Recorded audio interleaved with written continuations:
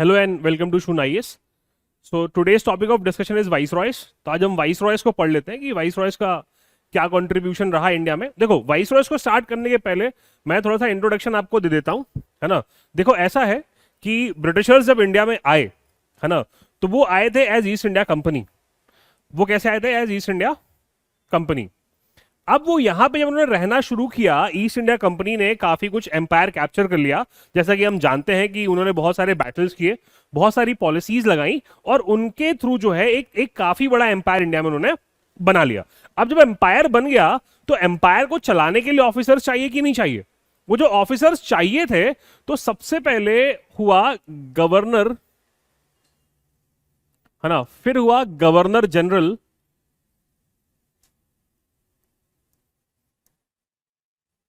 देखो गवर्नर हुआ बंगाल का, जो पहले कौन थे?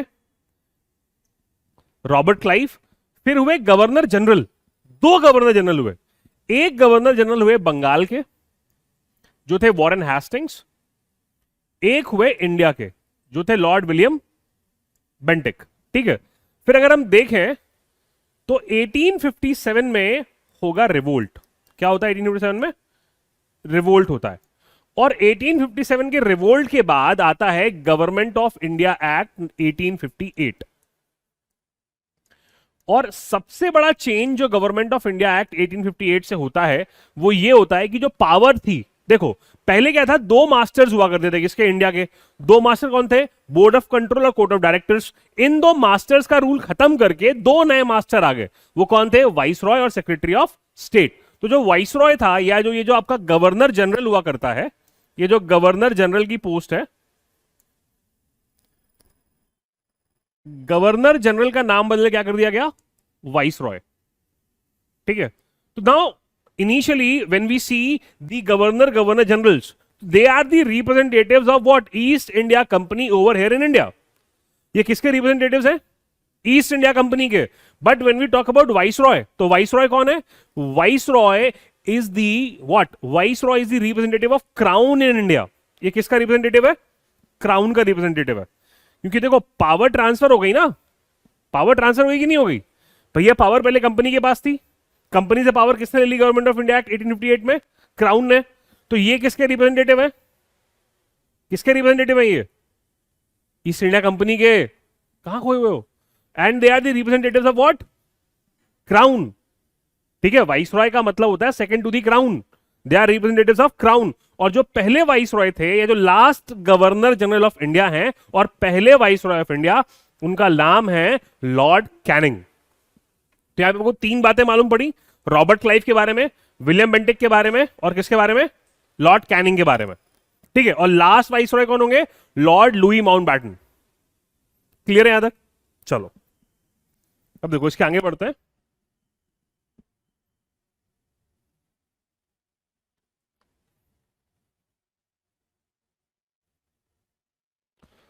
So let's now talk about Lord Canning. ठीक है। तो लॉर्ड कैनिंग 1856 से 1862 तक इंडिया में रहेंगे। ठीक है। कब तक? 1856 से 1862 तक। ये फोटो देख लो, ये लॉर्ड कैनिंग है, स्मार्ट से आदमी। ठीक है। और ये last governor general and first vice Roy of India. जैसा मैंने अभी आपको बताया, लास्ट गवर्नर जनरल और फर्स्ट वाइस रॉय। ये फैक्ट इंपॉर्टेंट है। ठीक है। ये याद रखना, क्योंकि कई बार ऐसा होता है ना, ऐसे जो बेसिक से सवाल आते हैं, जो एकदम से ऐसे लॉलीपॉप तुमको लगे, अरे ये क्या पूछ लिया, माउंटबैटन, गलत, है ना। तो ये बातें जो है बेसिकली अपने को याद रखनी है। और इनके टाइम पे क्या हुआ था? रिवोल्ट ऑफ 1857, क्या जिसको यहां पे म्यूटिनी लिखा हुआ है। ठीक है। तो रिवोल्ट ऑफ 1857 के टाइम पे इंडिया का वाइसरॉय कौन था? Lord Canning. ठीक है। और नवंबर 1858 में क्राउन ने रूल पास किया और ये भाई साहब क्या बन गए? वाइसरॉय बन गए। पहले गवर्नर जनरल थे। ठीक है। और इन्होंने क्या हटाई? Doctrine of lapse. क्या हटाई? Doctrine of lapse. Doctrine of lapse में क्या होता है? क्या होता है डॉक्ट्रिन ऑफ लैप्स में? ऐसा कोई स्टेट जिसके पास नेचुरल हेयर नहीं है, तो उसके केस में क्या होगा? एडॉप्टेड हेयर को स्टेट तो मिल जाएगी, सॉरी प्रॉपर्टी तो मिल जाएगी, पर स्टेट कौन ले जाएगा? कंपनी ले जाया करती थी। तो वो जैसे झांसी वगैरह इसी पॉलिसी के तहत क्या हुए थे? नेक्स्ट हुए थे। तो जो डॉक्ट्रिन ऑफ लैप्स है, इसको खत्म करा दिया। किसने खत्म करा दिया? लॉर्ड कैनिंग ने। ठीक है। और इन्हीं के टाइम पे जो यूनिवर्सिटी ऑफ कैलकाटा, बॉम्बे और मद्रास है, ये भी स्टैब्लिश हुई 1857 में। देखो 1854 में आता है चार्ल्स वुड डिस्पैच ऑफ 1854, है ना। चार्ल्स वुड ने एजुकेशन पे एक डिस्पैच प्रिपेयर किया था 1854 में, और उसमें प्रोविजन था कि यूनिवर्सिटी क्या करनी चाहिए, स्टैब्लिश करनी चाहिए। और ये इनके टाइम पे 57 में जो प्रेसिडेंसी की यूनिवर्सिटीज हैं, ये सबसे बड़ी यूनिवर्सिटीज है ना आज की डेट में, बहुत फेमस है, कैलकाटा, बॉम्बे और मद्रास या चेन्नई, ठीक है। आजकल तो फेमस दिल्ली भी है, पर पहले प्रेसिडेंसी कॉलेज का बड़ा इंपॉर्टेंस था, आज भी है, ठीक है। इन्हीं के टाइम पे इंडियन काउंसिल्स एक्ट 1861 आया। इंडियन काउंसिल्स एक्ट में इंडियंस को थोड़ा बहुत जो है क्या मिला, राइट मिल गया, कहां पे, रिप्रेजेंटेशन का, कहां पे, सेंट्रल लेजिस्लेटिव असेंबली में, है ना। थोड़े बहुत राइट्स मिलने की शुरुआत हुई। 1892 आते आते बजट में सवाल पूछने का राइट मिल जाएगा, है ना। तो थोड़े बहुत जो रिलैक्सेशन हैं वो इंडियंस को मिलने क्या हो रहे हैं, स्टार्ट हो रहे हैं। और इन्होंने जो वहाबियों का एक विद्रोह था, जो हमने देख रखा है, वहाबी जो है कि ये मुस्लिम्स का एक सेगमेंट है, ये रिवोल्ट कर रहे थे अगेंस्ट व्हाट, ब्रिटिशर्स, है ना। इसको भी सप्रेस किया है किसने, लॉर्ड कैनिंग ने। तो क्लियर हो गई बातें, क्या क्या इनके टाइम पे हुआ, is it clear to you? चलो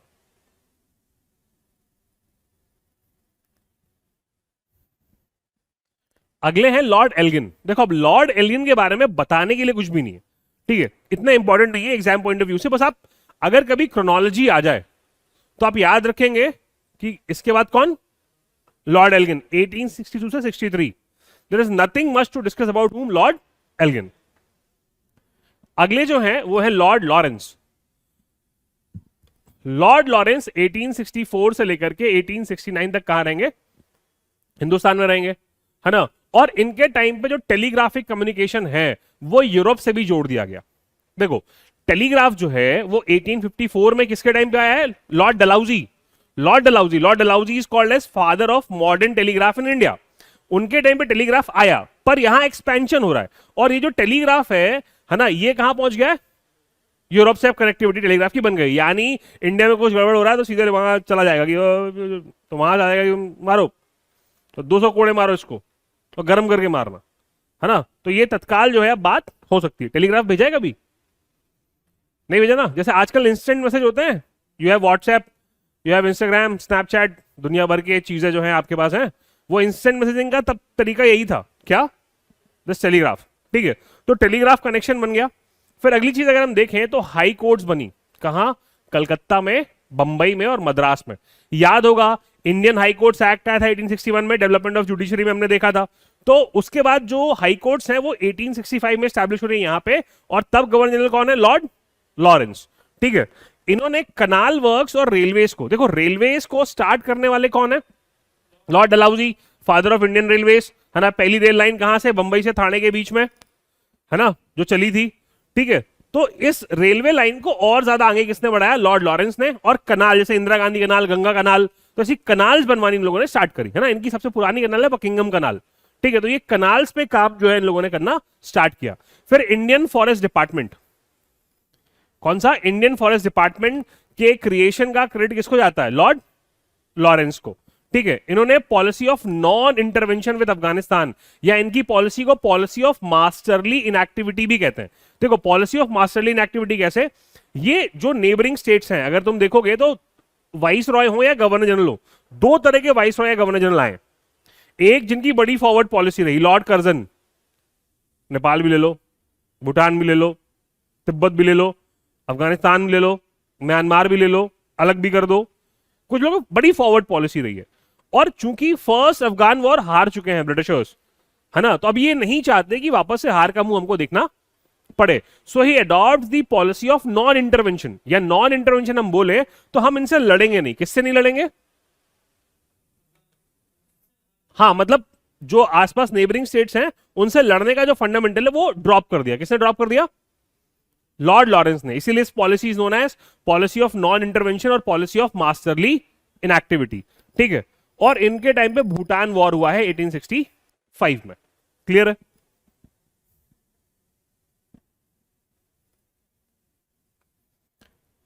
ठीक है, ये है लॉर्ड मेयो, म्यूनीज वाला मेयो नहीं, लॉर्ड मेयो। लॉर्ड मेयो काफी फेमस है। लॉर्ड मेयो 1869 से लेकर के 1872 तक he will be the viceroy of India. कौन, लॉर्ड मेयो।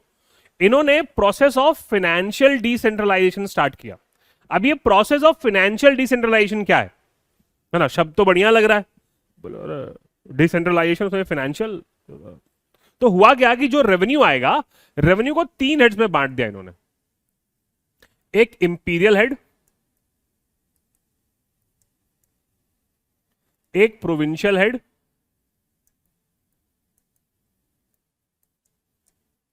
और एक डिवाइडेड हेड।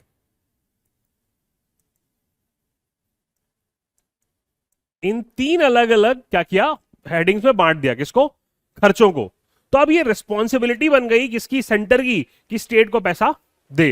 जैसे आज भी देखते हो ना भैया, अगर हम देखें इंडियन टैक्सेशन सिस्टम को समझें, तो जो टैक्स हमसे लिए जाते हैं, कुछ ऐसे टैक्स होते हैं जो सेंटर लेता है पर उसके प्रोसीड्स स्टेट को देता है, कुछ टैक्सेस स्टेट लेता है और सेंटर और स्टेट बांट लेते हैं, फिर कुछ सेस वगैरह लगते रहते हैं ना, और ग्रांट्स एंड एड, भाई सेंट्रल जो है वो ग्रांट्स एंड एड भी तो देता है, किसको, स्टेट्स को, कि अपना काम चलाओ। कई स्टेट्स हल्ला नहीं करते रहते, अब मोदी जी बैठे हैं पैसे नहीं दे रहे, बोले क्यों, कांग्रेस सरकार, पैसा कहां जा रहा है, बोले सब सब बीजेपी सरकार में। ऐसा होता है ना, सुनोगे ना स्टेट्स को कि डेवलपमेंट कहां से करें, केंद्र से पैसा नहीं आ रहा। तो ऐसा इन्होंने रिस्पॉन्सिबिलिटी बना दी कि अब स्टेट्स को पैसा, सेंटर को स्टेट्स को पैसा देना पड़ेगा। ठीक है, चलो एक बात ये हो गई। इन्होंने राजकोट कॉलेज बनाया काठियावाड़ में, और मेयो कॉलेज बनाया अजमेर में। राजकोट कॉलेज कहां बना रहे हैं, काठियावाड़ में, और मेयो कॉलेज कहां बना रहे हैं, अजमेर में। अब इनको लग रहा था ऐसा, किसको, अंग्रेजों को, कि वो जिंदगी भर कहां रहने वाले हैं, हिंदुस्तान में।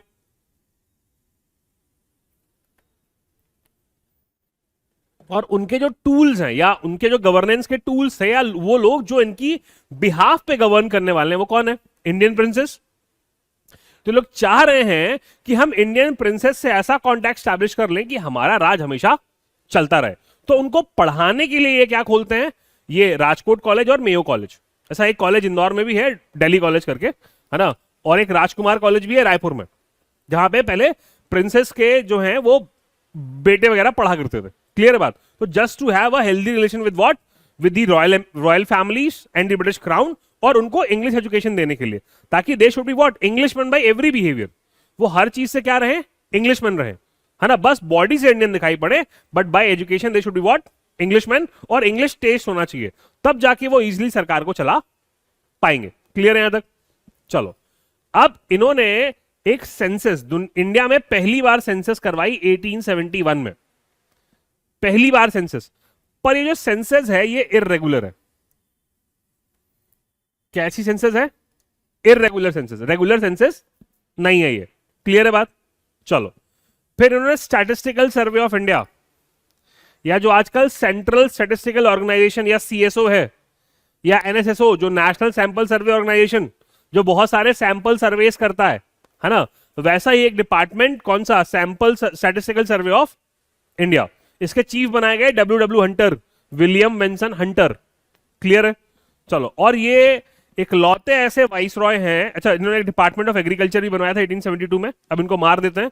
ये इकलौते ऐसे वाइसरॉय हैं जिनकी ऑफिस में रहते हुए डेथ हुई है ना। जब ये इनकम्बेंट थे ऑफिस में, तभी ये अंडमान गए थे घूमने, माउंट हैरियट की चढ़ाई चढ़ रहे थे, ये चढ़ के वापस आए, और इनका शिप में इंतजार हो रहा था कि लॉर्ड मेयो आ रहे होंगे, और तभी एक शेर खान नाम का एक पठान था, उसने इनको धर लिया और मार दिया, है ना। तो इकलौते ऐसे वाइसरॉय हैं who has been murdered where, in office. मारे कहां गए, अंडमान एंड निकोबार। मारने वाला एक पठान, नाम क्या, शेर खान। क्लियर है बात। चलो,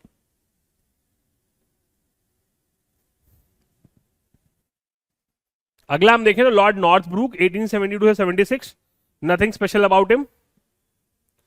ठीक है, अगले हैं लॉर्ड लिटन, है ना। लॉर्ड लिटन जो है 1876 से 1880 तक इंडिया में रहे, है ना। इनको कहते हैं वाइसरॉय टू रिवर्स कैरेक्टर्स। इनके दो अलग अलग कैरेक्टर्स आपको दिखाई पड़ेंगे।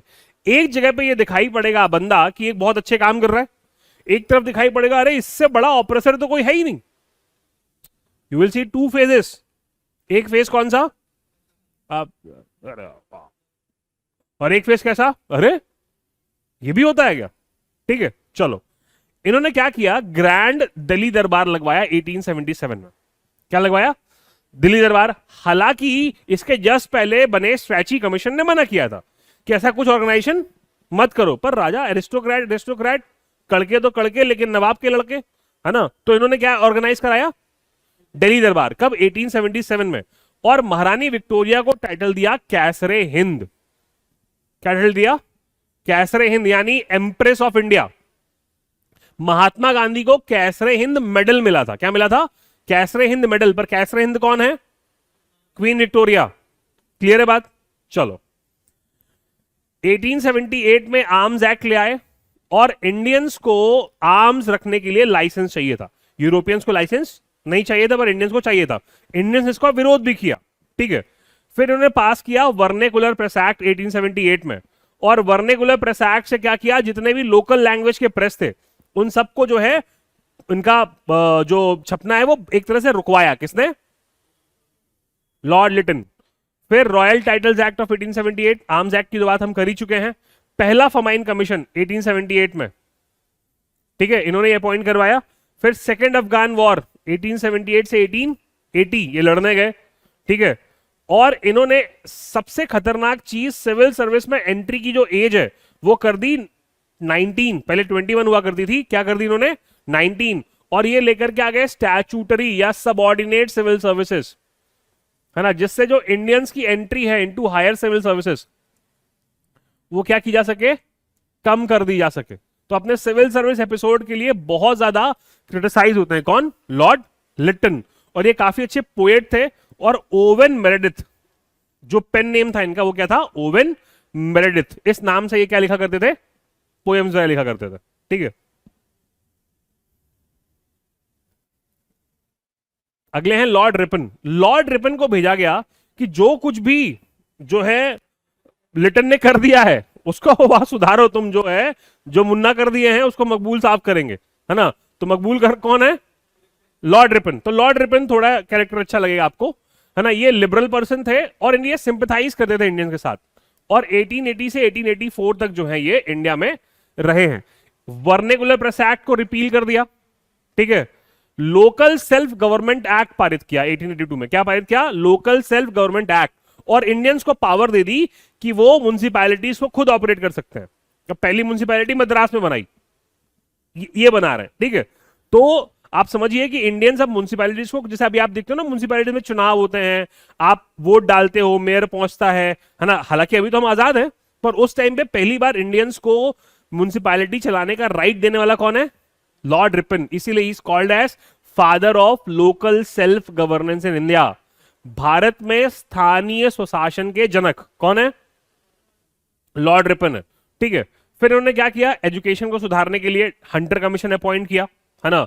हंटर कमीशन ने प्राइमरी और सेकेंडरी एजुकेशन की बात करी, ठीक है। फिर पहला फैक्ट्री एक्ट, है ना, जिससे चाइल्ड लेबर प्रोहिबिट किया। क्या प्रोहिबिट किया, चाइल्ड लेबर।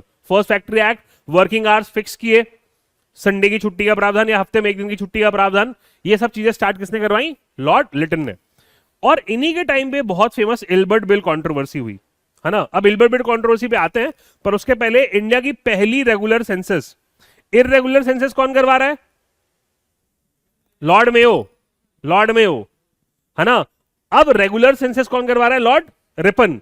अब सेंसस रेगुलर हो जाएगी। 1881 से ही हम अपनी सेंसस को रेगुलर मानते हैं, जो कि अभी हर 10 साल में होती है। हालांकि कोविड के कारण इस साल नहीं हुई है, अगली अब 2031 में होगी। 10 साल के लिए बढ़वा दी मोदी जी ने। क्लियर है बात, कि हम गिनेंगे नहीं तो पता नहीं चले कितने हो गए। जब पता ही नहीं चलेगा तो हल्ला ही नहीं होगा। Are you getting my point, मुद्दा आंकड़ों का ही तो है ना। तो इल्बर्ट बिल कंट्रोवर्सी में क्या होता है, हिंदुस्तान के बिहार में एक जज हुआ करते थे जिनका नाम था बिहारी लाल गुप्ता। बिहारी लाल गुप्ता जो है वो लोअर कोर्ट में जज थे। उनको पावर नहीं था किसको ट्राई करने का, यूरोपियंस का। वो लोअर कोर्ट से प्रमोट हुए हायर कोर्ट में, पर स्टिल पावर नहीं रहा। तो वो एक बार गए किसके पास, लॉर्ड रिपन के पास, और उन्होंने अपनी परेशानी बताई। लॉर्ड रिपन ने कहा इसका सोल्यूशन निकालते हैं।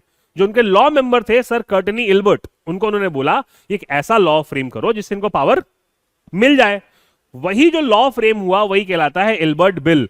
इल्बर्ट बिल बना तो इल्बर्ट बिल को लेकर ये कंट्रोवर्सी हुई। कंट्रोवर्सी क्या हुई कि नाराज हो गए। कौन नाराज हो गया, ब्रिटिशर्स। बोले ये कालू हमको ट्राई करेगा, दिस इंडियन विल ट्राई अस। तो उनके जो है क्या कहते हैं विरोध के बाद झुकना पड़ा। किसको झुकना पड़ा, ब्रिटिश गवर्नमेंट को, और जो है प्रावधान किया गया कि ज्यूरी ट्राई करेगी, जिस ज्यूरी में कम से कम 50% कौन होंगे, यूरोपियन जज होंगे। क्लियर है बात? So this is what Lord Ripon. अगले हैं लॉर्ड डफरिन।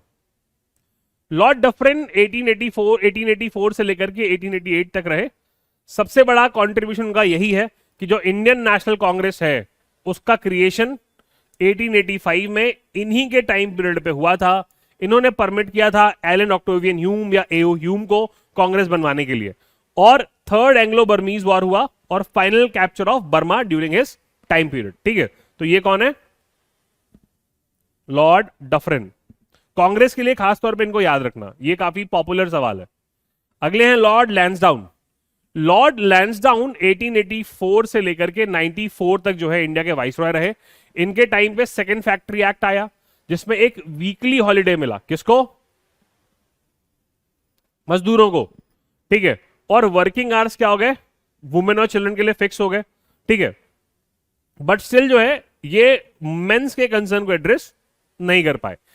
इन्होंने सिविल सर्विसेज को 3 कैटेगरी में बांट दिया, इंपीरियल, प्रोविंशियल और सबऑर्डिनेट। इंपीरियल को आजकल हम आईएएस के नाम से जानते हैं। इंपीरियल जो प्रोविंशियल थी वो कई जगह आज भी प्रोविंशियल है, यूपी में आज भी प्रोविंशियल है, बाकी स्टेट्स में तो स्टेट पीएससी हो गया है। ठीक है, या public service commission, state public service commission. और जो सबऑर्डिनेट होती है वो मतलब जैसे मान लो एसएससी हो गया और भी चीजें हो गई है ना, तो ऐसे सबऑर्डिनेट सर्विसेज के भी सिलेक्शन होते हैं। 3 कैटेगरी में बांट दिया।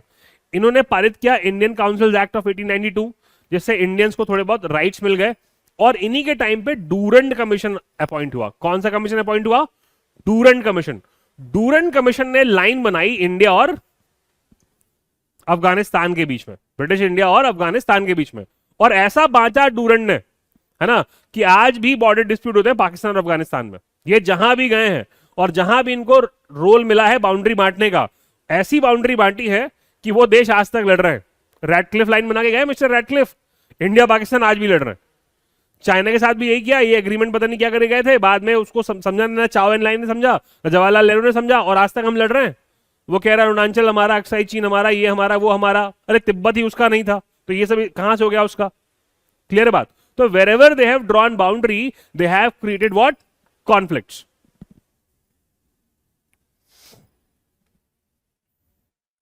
लॉर्ड लैंसडाउन के बाद जो अगले थे वो थे लॉर्ड एल्गिन।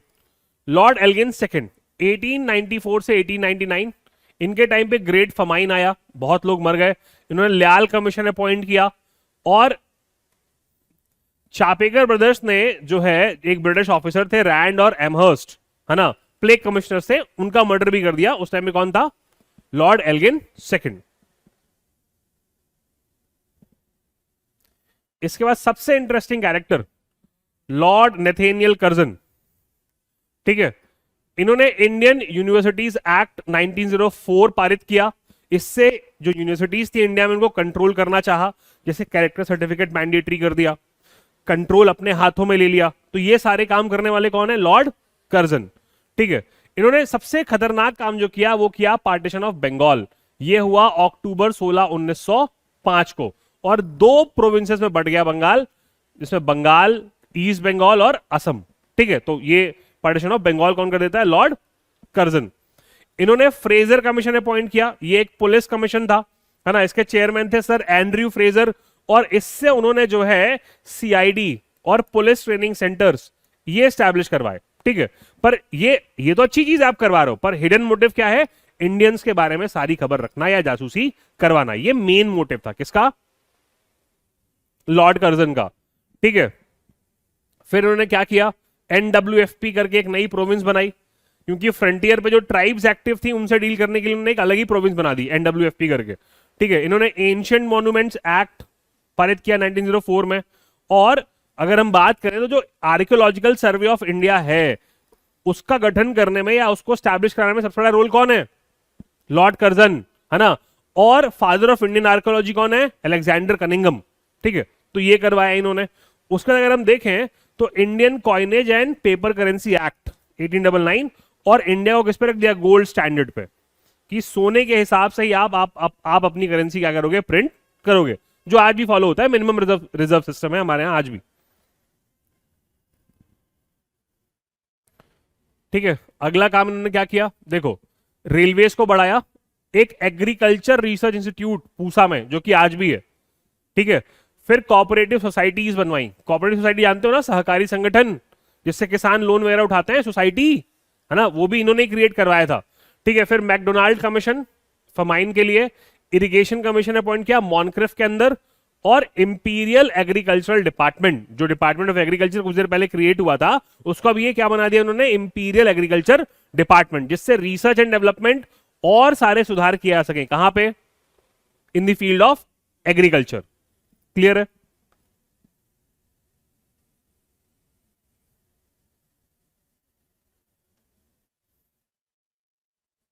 अगले हैं लॉर्ड मिंटो, ये 1905 से 1910 तक इंडिया में रहे, ठीक है। इनके टाइम पे क्या हुआ, स्वदेशी मूवमेंट हुआ, क्या हुआ, स्वदेशी मूवमेंट। और स्वदेशी मूवमेंट को दबाने के लिए ये बहुत सारे एक्ट्स लेकर के आए, जैसे डिफेंस इंडिया एक्ट,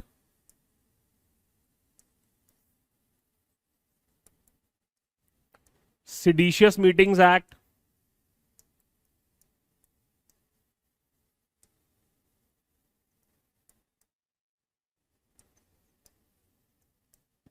ये सारे काम शुरू किए किसने, लॉर्ड मिंटो ने, सप्रेस करने के लिए, ठीक है। और इन्हीं के टाइम पे जब स्वदेशी मूवमेंट खत्म होने लगा, स्वदेशी मूवमेंट खत्म हुआ किससे, सूरत स्प्लिट से, किससे खत्म हुआ, सूरत स्प्लिट से।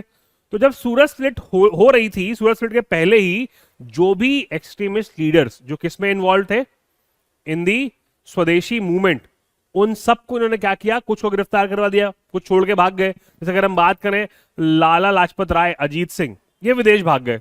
बाल गंगाधर तिलक को जेल हो गई और कहां चले गए, मैंडले बर्मा में। औरबिंदो घोष औरबिल आश्रम खोल लिया। बिपिन चंद्र पाल ने हाथ जोड़ लिए, बोले भाई साहब हमसे ना हो पाएगा, हम ये राजनीति नहीं करेंगे। क्लियर है यहां तक? फिर अगर हम बात करें तो मुस्लिम लीग इन्हीं के टाइम पे बनी है 1906 में, ठीक है। और अगर हम बात करें तो जो मॉर्ले मिंटो रिफॉर्म्स हैं, मॉर्ले मिंटो रिफॉर्म से पहली बार इंडिया में इंट्रोड्यूस किया गया कम्युनल इलेक्टोरेट। क्या इंट्रोड्यूस हुआ, क्या होता है कम्युनल इलेक्टोरेट? अरे मुस्लिम्स को सेपरेट इलेक्टोरेट दे देना, या किसी एक स्पेसिफिक जो है क्या कहते हैं कम्युनिटी को इलेक्टोरेट, मतलब अलग से उनका इलेक्टोरल प्रोसीजर बना देना। तो कम्युनल इलेक्टोरेट या सेपरेट इलेक्टोरेट किससे स्टार्ट हुआ, इन्हीं के टाइम पे। इसीलिए लॉर्ड मिंटो को father of communal electorate in India भी कहते हैं। क्या कहते हैं, father of communal electorate in India, ठीक है।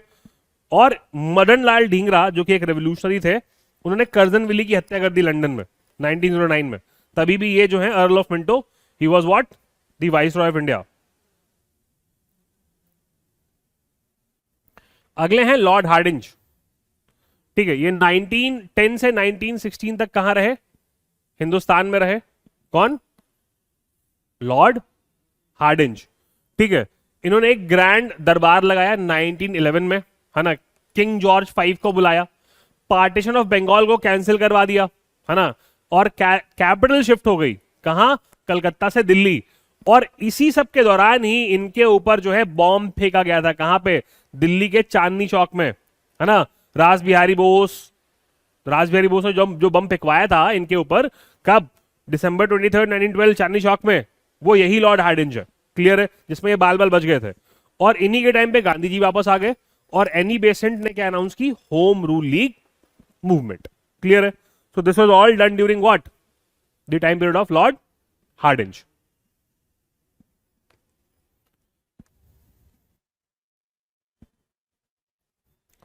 लॉर्ड हार्डिंज के बाद जो अगले हैं वो है लॉर्ड चेम्सफोर्ड, मुझे देख रहे हो, ये 1916 से 1921 तक कहां रहे, इंडिया में रहे, ठीक है। इन्होंने अनाउंस करवाया अगस्त डिक्लेरेशन। क्या अनाउंस करवाया, अगस्त डिक्लेरेशन। अगस्त डिक्लेरेशन की जो सबसे खास बात है वो ये थी कि अगस्त डिक्लेरेशन में सबसे पहली बार ब्रिटिशर्स ने सेल्फ रूल की डिमांड को एक्सेप्ट किया था।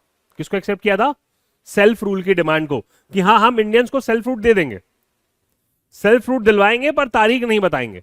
ऐसा कुछ किससे किया गया, अगस्त डिक्लेरेशन से, ठीक है। फिर इन्होंने क्या पारित किया, मॉन्टेग्यू चेम्सफोर्ड रिफॉर्म्स, जिसमें कुछ मिला नहीं, ठीक है। तो गांधी जी ने क्या लॉन्च कर दिया, गांधी जी क्या लॉन्च कर देंगे, इसके खिलाफ सत्याग्रह, है ना, इसके खिलाफ सत्याग्रह लॉन्च करेंगे क्योंकि ये कुछ देने वाले नहीं थे। तो उसके पहले ही the stick was ready, that is known as Rowlatt act, या बिना दलील बिना वकील कानून, इसका विरोध करवा रहे हैं वो। और इसके विरोध में ही क्या होता है, जलियांवाला बाग मैसेक्योर, है ना, अप्रैल 13 1919, जब जलियांवाला बाग में कुछ इनोसेंट लोगों को मार दिया था।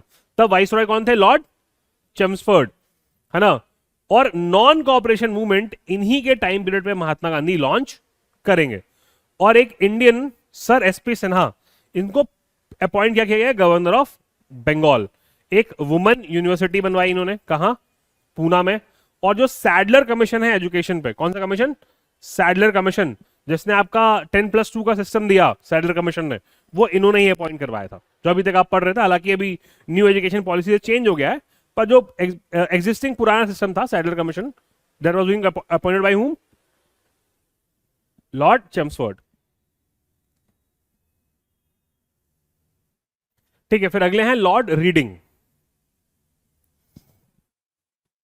ये 1921 से 1926 तक क्या रहे, इंडिया के वाइसरॉय। इन्होंने जो है प्रेस एक्ट ऑफ 1910 को भी रिपील करवा दिया, क्योंकि इनके टाइम पे क्या बनता है, एक प्रेस कमीशन बनेगा अंडर सर तेज बहादुर सप्रू, है ना। और उसने जो प्रेस एक्ट ऑफ 1910 था, जिसने बहुत ज्यादा रिस्ट्रिक्शंस लगा रखे थे प्रेस पे, वो भी वापस ले लिया गया। ठीक है, non cooperation movement Chauri Chaura हत्याकांड के बाद, ठीक है, इन्हीं के टाइम पे सप्रेस हो गया। जैसे ही चौरी चौरा हत्याकांड हुआ, महात्मा गांधी ने बोला I am ending this movement, I am doing what, ending this movement. ठीक है, और इन्होंने फिर बाकी जो रिएक्शनरीज जो चल रहे थे उन सबको जो है दबा दिया। ठीक है, चलो अगला prince of Wales. Prince of Wales पहली बार इंडिया आए इन नवंबर 1921, है ना। पर उस टाइम पे नॉन कॉपरेशन मूवमेंट चल रहा था, तो ये बेचारे डर गए, बोले ये क्या है भाई, आदमी नहीं है। बोले आदमी कौन ले गया, बोले गांधी ले गया। बोले कहां ले गया, बोले नॉन कॉपरेशन में। तो that was power of what, Mahatma Gandhi. ठीक है, फिर मोपला रेबिलियन हुआ। जो मोपला एक कम्युनिटी है मुस्लिम्स की केरला में, उसने रिबिलियन किया, उसको भी सप्रेस करवाया। फिर formation of Swaraj party. Swaraj party जो 1923 में बनेगी, बनाने वाले कौन कौन है स्वराज पार्टी को, सीआर दास और मोतीलाल नेहरू, है ना। तो ये इन्हीं के टाइम पीरियड में बनी थी स्वराज पार्टी। ठीक है, कम्युनिस्ट पार्टी भी। और विश्व भारती यूनिवर्सिटी, विश्व भारती यूनिवर्सिटी जो बहुत सारे कॉलेज फंक्शन कराती, शांति निकेतन वगैरह, वो भी इसी टाइम, इनके टाइम पीरियड पे ही बनी थी। फिर काकोरी की जो रॉबरी हुई थी, किसने किसने की थी काकोरी की रॉबरी, हाँ, नहीं नहीं, चंद्रशेखर आजाद, राम प्रसाद बिस्मिल, अशफाक उल्ला खान, रोशन सिंह, राजेंद्र लाहिड़ी, है ना। तो इन लोगों ने क्या करा था, काकोरी कांड किया था कब, 9 अगस्त 1925, 9 डाउन ट्रेन लूटी थी। हाँ हाँ, तो इसी टाइम पे जो है वाइस रॉय कौन हुआ करते थे, लॉर्ड रीडिंग।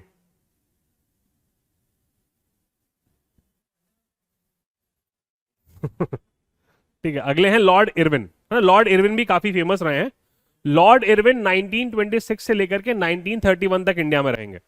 ठीक है, इन्होंने ही साइमन कमीशन को बुलाया था, या ऐसा कहें कि साइमन कमीशन इनके टाइम पे ही इंडिया आया था 1928 में। ठीक है, फिर कांग्रेस ने इंडियन रेजोल्यूशन पारित किया 1929 में, है ना। महात्मा गांधी ने इनके विरोध में, किसके, साइमन कमीशन के विरोध में, और जो गतिविधियां चल रही उसके विरोध में क्या लॉन्च कर दी, Dandi march. And with the Dandi march the official beginning of civil disobedience movement also. ठीक है, और फिर इन सबको खत्म करने के लिए जो है क्या हुआ, गांधी इरविन पैक्ट हुआ। ठीक है, 5 मार्च 1931 को। उसके पहले ही फर्स्ट राउंड टेबल कॉन्फ्रेंस हो चुकी है कि भैया कैसा हो भारत का संविधान, उस पर डिस्कशन करने के लिए क्या करा चुके हैं ये, हाँ, एक पहली राउंड टेबल कॉन्फ्रेंस हो चुकी है, पर उसमें कोई नतीजा नहीं निकलता है, क्योंकि इंडियंस नहीं, मतलब मेजरली जो मेजर लोग हैं वो लोग नहीं गए थे। फिर गांधी इरविन पैक्ट होगा और गांधी जी को बुलाया जाएगा, कहां, आप इंग्लैंड आइए और हम राउंड टेबल कॉन्फ्रेंस करते हैं। Mahatma Gandhi second round table conference में जाते भी हैं, पर सेकंड राउंड टेबल कॉन्फ्रेंस भी बेनतीजा रहती है कुछ, हाँ, क्योंकि गांधी जो मांग लेते हैं वो ब्रिटिशर्स देने को तैयार ही नहीं थे, है ना। और सबसे बड़े विरोध कौन कर रहा था, मुस्लिम लीग। ठीक है, तो भी फेलियर हो जाएगी। और इसी टाइम पे जतिन दास या जतिंदा, जो कि भगत सिंह के साथ जेल में थे, उनकी जेल में फास्ट करते हुए 64th डे क्या हो जाएगी, डेथ हो जाएगी। ठीक है,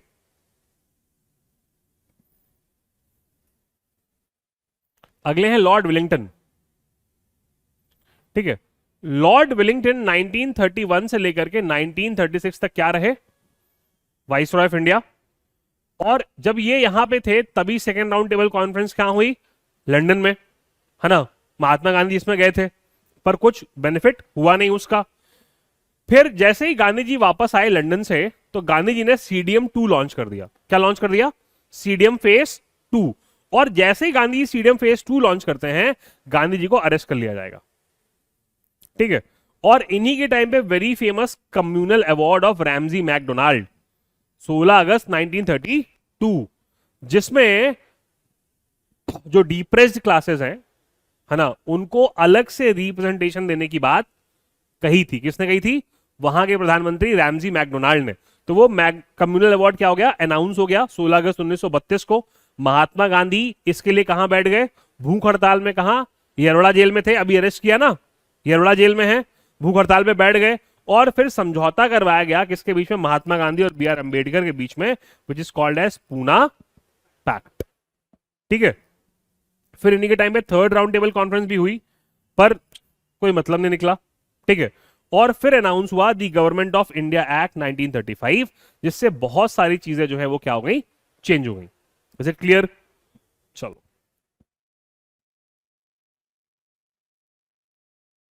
अगले हैं लॉर्ड लिनलिथ गो।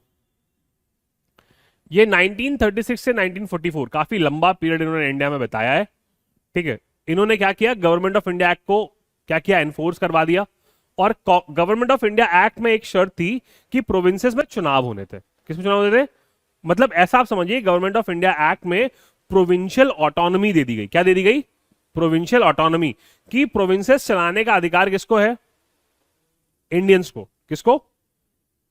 इंडियंस को है। चलाओ, दिया तुम गरीब, तुम भी क्या याद रखोगे, तुमको भी दिया। पर प्रोविंसेस जो हैं, उन प्रोविंसेस में जब चुनाव हुए तो 11 में से 8 में कांग्रेस सरकार बनाई, और ये लगभग 28 महीने चली है सरकार, या इसी को कहते हैं 28 मंथ्स गवर्नमेंट। और फिर वर्ल्ड वॉर 2 छिड़ गया, इंडिया को भी पार्टी बना लिया गया, तो इन लोगों ने क्या करा? ये रिजाइन कर दिया। किससे? इस चीज से, ठीक है। चलो फिर जो है जिस दिन इन्होंने रिजाइन किया उस दिन मुस्लिम लीग ने ऑब्जर्व किया डिलीवरेंस डे। से नहीं है, डे है, 22 दिसंबर को। फिर इन्हीं के टाइम पे विंस्टन चर्चिल क्या बने? ब्रिटिश प्राइम मिनिस्टर, है ना। और उन्होंने अटलांटिक चार्टर जो है क्या किया? इशू किया। और अटलांटिक चार्टर से बहुत सारी अपनी कॉलोनीज को सोवरेनिटी दे दी, पर अटलांटिक चार्टर कहां पे नहीं लगवाया? इंडिया में नहीं लगवाया, ठीक है। और विंस्टन चर्चिल वो आदमी है जिन्होंने गांधी जी को देखकर कहा था कि तुम इससे डर रहे हो, दिस हाफ नेकेड सेंट, आधे नंगे फकीर से डर रहे हो, इसमें तो जानी नहीं, फूंक मार दो मर जाएगा। और इसके ये हिंदुस्तान को इतना चला रहा है।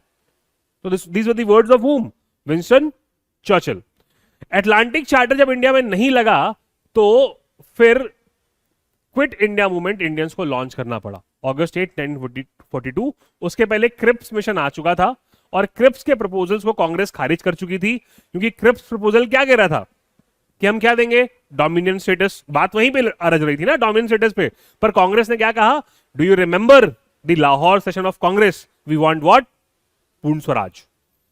तो ये इनके टाइम पे क्या लॉन्च हुआ? Quit India movement. ये फैक्ट जरूर याद रखना, ये क्विट इंडिया मूवमेंट के टाइम पे वाइसरॉय कौन थे? अगले हैं Lord Wavell. Lord Wavell India आते हैं और ये लेकर के आते हैं वेवल प्लान। 1944 से 47 तक इंडिया में रहेंगे कौन? Lord Wavell. ये लेकर के आएंगे क्या? वेवल प्लान लेकर के आएंगे। जब ये वेवल प्लान लेकर के इंडिया में आते हैं तो उसको डिस्कस करने के लिए ये शिमला कॉन्फ्रेंस ऑर्गेनाइज करवाएंगे। क्या करवाएंगे? शिमला कॉन्फ्रेंस। ये हुई जून 25 1945 को। पर इंडियन नेशनल कांग्रेस और मुस्लिम लीग के बीच में सामंजस्य नहीं बैठ पाया। क्या नहीं बैठ पाया? सामंजस्य नहीं बैठ पाया। जैसे मुस्लिम लीग को वेटो पावर दे दिया गया, कुछ ऐसी चीजें दे दी गई थी, और कुछ कांग्रेस की डिमांड्स थी जिन पे लेकर के कंक्लूजन नहीं जम पा रहा था, ठीक है। तो शिमला कॉन्फ्रेंस भी क्या हो गई? फेल हो गई। फिर इसी टाइम पे आया कैबिनेट मिशन प्लान 16 मई 1946। और कैबिनेट मिशन प्लान की बाकी बातें तो हमने नहीं मानी, बस एक बात एक्सेप्ट कर ली, that is what? The constitution framing idea. और कॉन्स्टिट्यूएंट असेंबली के लिए चुनाव हम लोगों ने क्या किए? बुलवा दिए। क्लियर है?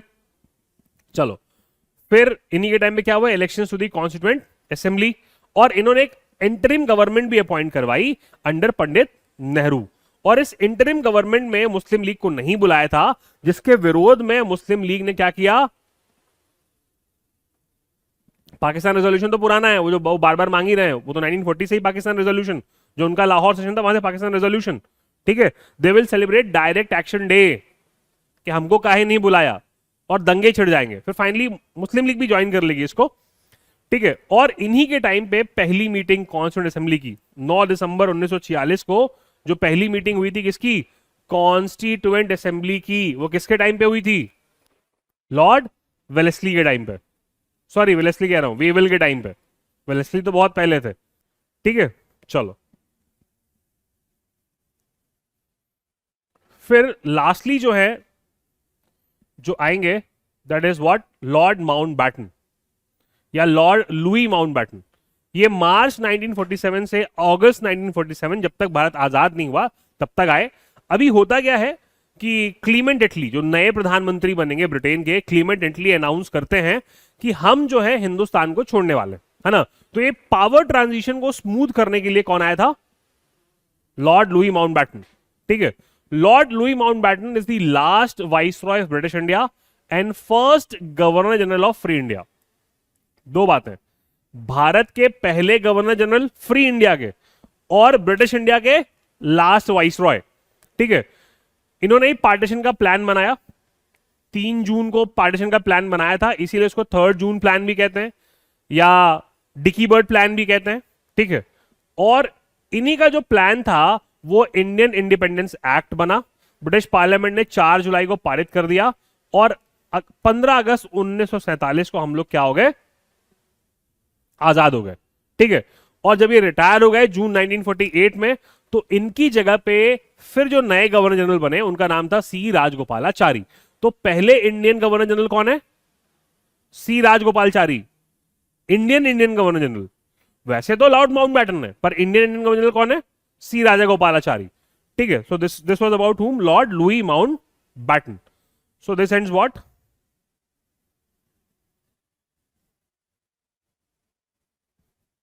All of what, all of the viceroys. Clear है, क्लियर है सभी को, कोई दिक्कत है ना, ठीक है। चलो, थैंक यू।